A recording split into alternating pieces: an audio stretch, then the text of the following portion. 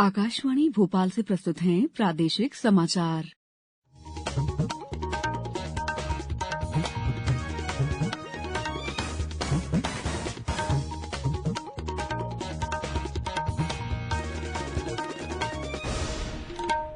नमस्कार, समाचारों के साथ मैं दीपा सिंह।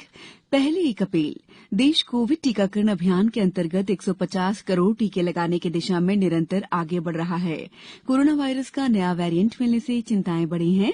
इसे देखते हुए श्रोताओं से हमारी अपील है कि यथाशीघ्र दोनों टीके लगवाएं और अन्य लोगों को भी टीके लगवाने के लिए प्रेरित करें। कृपया 3 सरल उपायों का पालन करें। मास्क लगाएं, 2 गज की सुरक्षित दूरी बनाए रखें, हाथ और चेहरा साफ रखें।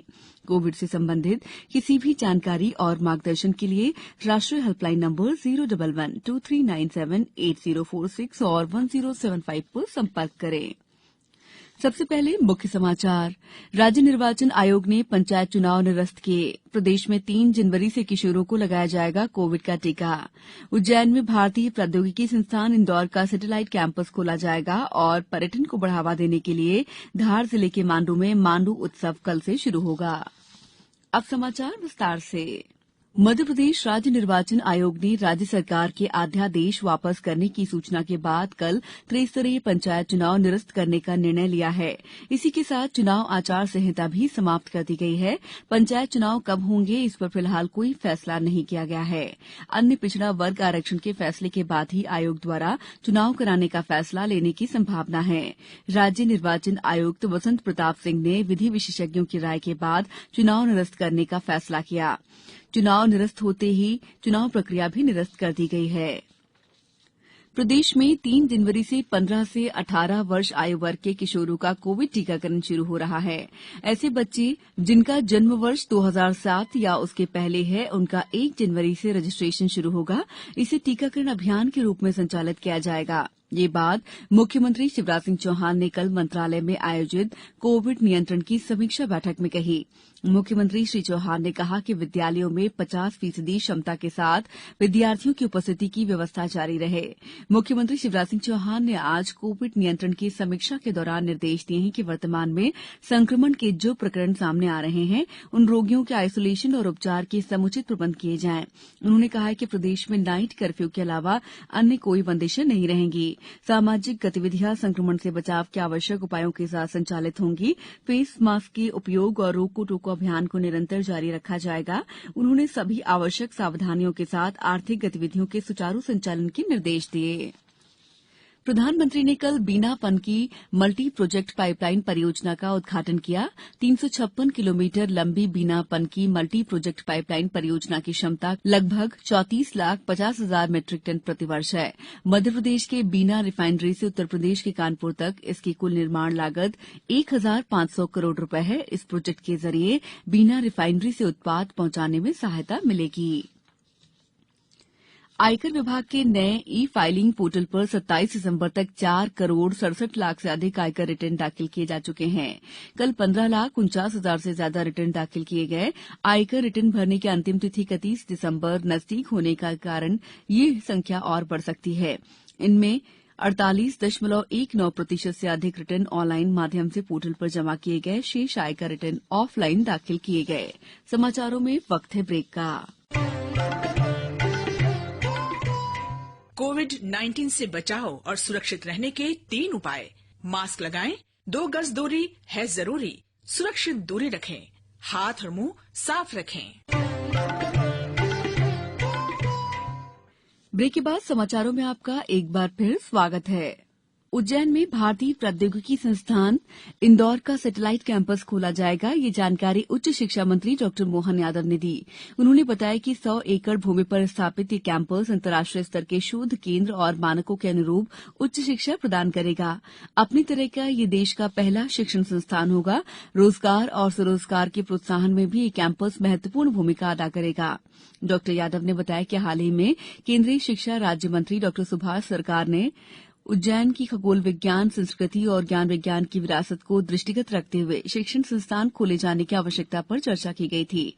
उन्होंने कहा कि आईआईटी इंदौर ने सैटेलाइट कैंपस की स्थापना के लिए प्रारंभिक डीपीआर तैयार कर लिया है। यहां अंतर्राष्ट्रीय स्तर की शोध सुविधाएं और पाठ्यक्रम संचालित किए जाएंगे। कैंपस में उज्जैन इंदौर की औद्योगिक इकाइयों के लिए रिसर्च का भी कार्य किया जाएगा। प्रारंभिक चरण में 4 राष्ट्रीय स्तर के शिक्षण केंद्र और इंडस्ट्रियल रिसर्च पार्क खोले जाने का भी प्रस्ताव है।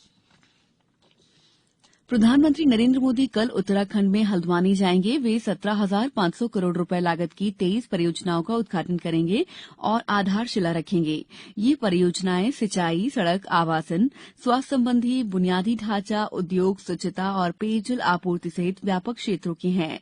सड़कों के चौड़ीकरण, पिथौरागढ़ में पनबिजली परियोजना और नैनीताल में अविजल निकासी नेटवर्क में सुधार की 6 परियोजनाओं का उद्घाटन किया जाएगा। इन परियोजनाओं पर 3,400 करोड़ रुपए से अधिक की लागत आई है। प्रधानमंत्री मोदी 5,750 करोड़ रुपए लागत की लखवार बहुउद्देशीय परियोजना की आधारशिला रखेंगे। धार जिले के मांडू शहर में पर्यटन संवर्धन महोत्सव मांडू उत्सव का शुभारंभ कल 30 सितंबर को होगा। मध्यप्रदेश टूरिज्म बोर्ड द्वारा राज्य में पर्यटन को बढ़ावा देने के लिए आयोजित उत्सव में मालवा की ऐतिहासिक विरासत, संस्कृति, वास्तुकला और जीवाश्म विज्ञान के इतिहास को प्रदर्शित किया जाएगा। इसके अलावा उत्सव में विभिन्न पर्यटन आधारित गतिविधियों जैसे heritage walk, food walk, photography tour, rural excursion tour, cycle tour के साथ साहसिक गतिविधियों, योग, सांस्कृतिक कार्यक्रमों, कला और शिल्प प्रदर्शनी का भी समावेश किया जाएगा। इन प्रस्तुतियों के साथ मांडू उत्सव के दौरान मध्यप्रदेश टूरिज्म बोर्ड द्वारा मांडू के आसपास के विभिन्न क्षेत्र के पर्यटन स्थलों के भ्रमण के लिए विभिन्न यात्रा कार्यक्रम भी तैयार किए गए हैं। उत्सव का समापन 3 जनवरी को होगा।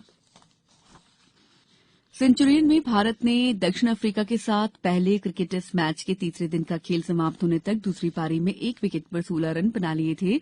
केएल राहुल 5 और शार्दुल ठाकुर 4 रन बनाकर क्रीज पर हैं। मयंक अग्रवाल 4 रन बनाकर आउट हुए। इससे पहले मेजबान दक्षिण अफ्रीका की टीम पहली पारी में 197 रन बनाकर आउट हो गई। भारत के लिए मोहम्मद शामी ने 5 जबकि जसप्रीत बुमराह और शार्दुल ठाकुर ने 2-2 विकेट लिए। भारत को पहली पारी के आधार पर 130 रनों की बढ़त हासिल है। भारत ने पहली पारी में 327 रन बनाए। अब कुछ समाचार संक्षेप में। गृह मंत्री डॉक्टर नरोत्तम मिश्रा आज गुना जिले के बीनागंज में आयोजित कोरोना योद्धा सम्मान समारोह में उपस्थित रहेंगे। खंडवा में 9 माह से 5 साल तक के बच्चों को विटामिन ए की खुराक 11 जनवरी से 12 फरवरी तक पिलाई जाएगी।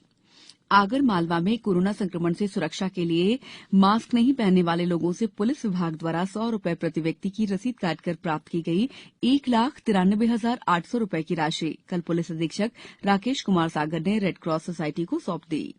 होशंगाबाद जिले में कोरोना की तीसरी लहर की रोकथाम के लिए जन सामान्य को आयुष स्वास्थ्य सेवा घर पर ही सुलभ कराने के उद्देश्य से टेली मेडिसिन ऐप लॉन्च किया गया है। इस आयुष क्योर ऐप का उपयोग रोगी और चिकित्सक दोनों कर सकेंगे। जबलपुर में पश्चिम विक्षोभ के असर से मौसम का मिजाज बदल गया है। कल दिन भर बादल छाए रहे।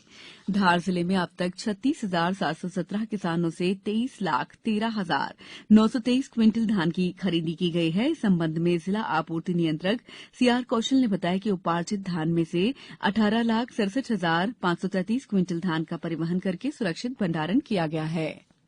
उच्च शिक्षा मंत्री डॉ मोहन यादव ने कल रतलाम में शासकीय कला और विज्ञान महाविद्यालय तथा शासकीय वाणिज्य महाविद्यालय के नवनिर्मित भवन का भूमि पूजन किया। अंत में मुख्य समाचार एक बार फिर। राज्य निर्वाचन आयोग ने पंचायत चुनाव निरस्त किए। प्रदेश में 3 जनवरी से किशोरों को लगाया जाएगा कोविड टीका।